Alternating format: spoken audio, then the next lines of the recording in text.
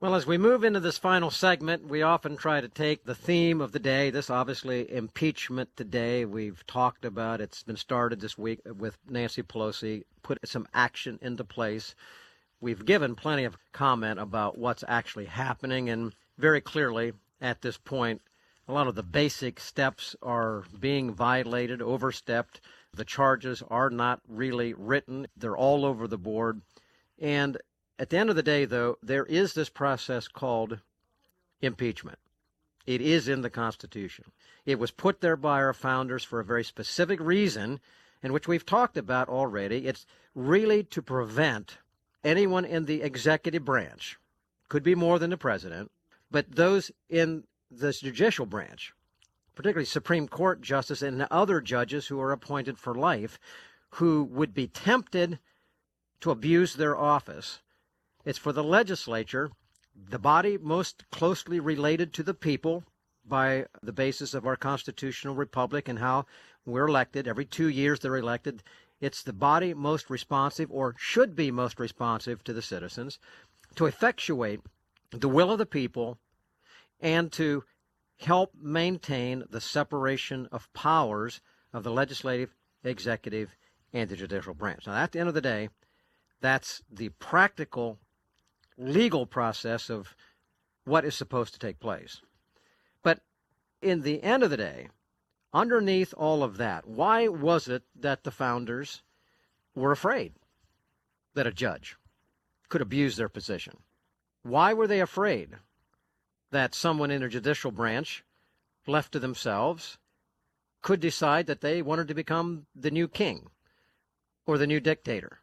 Why is that? I want to go there because that's the root underneath of all of that. And I am going to submit that right now is that mentality was distinctively a Judeo-Christian worldview that says God created, as in the Declaration of Independence, that our rights come from God, which is what the president said before the United Nations on Tuesday and on Monday, and that those in office are to be servants of the people. Now, that concept is distinctively Judeo-Christian. But William Penn here in Pennsylvania, the one who was referred to by Benjamin Franklin, Thomas Jefferson as the father of the founders, he wrote a frame of government, and he, in that, became a really foundational document for most of the colonies and ultimately was factored right into what's in the Constitution. But I can't read it all. But he said, effectively, he said, the great and wise God made the world, all of his creatures in it. He made man his deputy to rule it, gave him a charge and a trust, qualified him with the skill and the power and the integrity to use it justly. But it said there was a problem. Lust prevailing against duty made a breach upon it, and the law had no power of God's law, and he took it upon himself. In his disobedient posterity, the people that followed them, they decided effectively what he's saying here, that they would live outside the law of God. And ultimately he gets into it, and William Penn cites verses from Scripture. And he says at the heart of it is that man's got a bad heart, and men are sinful.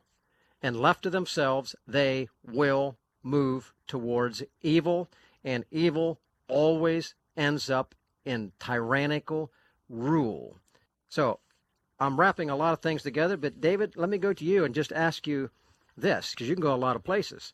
Is it possible that our representative republic that recognizes that rights come from God, and we have our Constitution that's linked to the Declaration of Independence, which recognizes that God is the judge of the universe, is it possible for our constitutional republic to survive if we have people in office who don't recognize God or higher law or truth or the Ten Commandments that really is our basis for action, which used to hang in our Supreme Court, well, actually does still hang in the Supreme Court, but also in our classrooms? Put that together, because this goes to the heart of accountability and why impeachment was there in the beginning.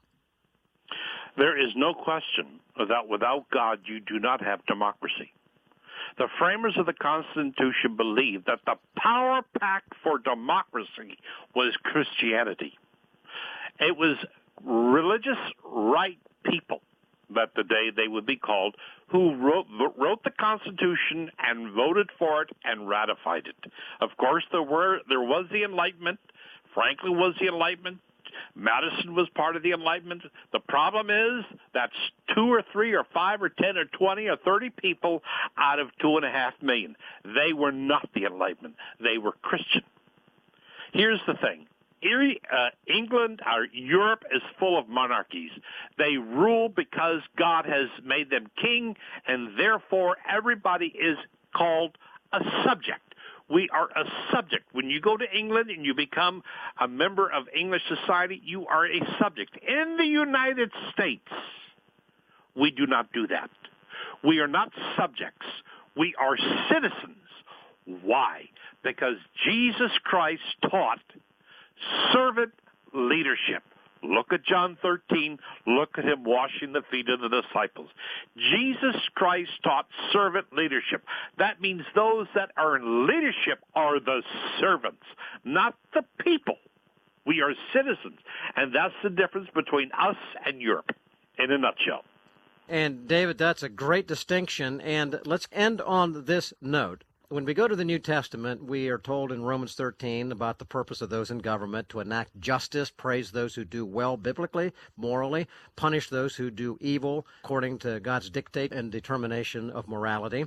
And then we're told that the obligation of the people, regardless of whether they are a subject under a king or whether they're a citizen in our nation, are to pray for those who are in authority because they are accountable for our souls.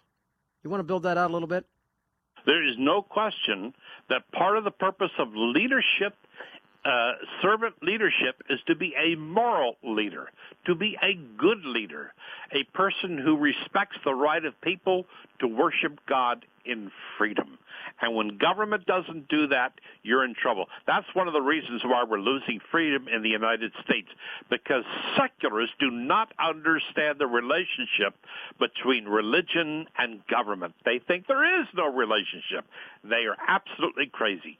Nobody that wrote the Constitution, with the exception of, Thomas Paine, and somebody like that would have said that. Not even the Enlightenment people would have seen a divorce decree between religion and government in the sense that they do it today. I believe in the separation of church and state, but they did not believe in the separation of God and the American government. There you go, David. And with that, ladies and gentlemen, we've come to the close of the program today. Understand, impeachment process there for good reasons. Why the founders knew the depraved nature of the hearts of all mankind, and that when given a position of power in government of any flavor, without being constrained, as they said, by the Ten Commandments, and a fear of God and an accountability to God, they would absolutely abuse their positions and they would become tyrants.